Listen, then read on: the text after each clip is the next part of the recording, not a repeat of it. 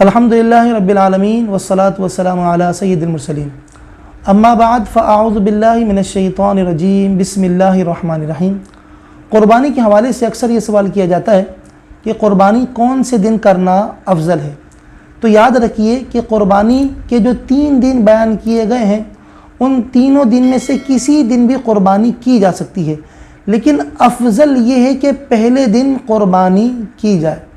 ہمارے ہاں عام طور پہ رواج یہ بنتا جا رہا ہے کہ کیونکہ پہلے دن قصاب زیادہ اجرت طلب کرتے ہیں، زیادہ پیسے مانگتے ہیں، اور دوسرے دن تیسرے دن جو ہے پیسے کم ہو جاتے ہیں، تو لہٰذا لوگ جو ہے کچھ پیسے بچانے کی خاطر پہلے دن قربانی کرنے کی جو فضیلت ہے اس کو ترک کر دیتے ہیں اور دوسرے یا تیسرے دن قربانی کرتے ہیں۔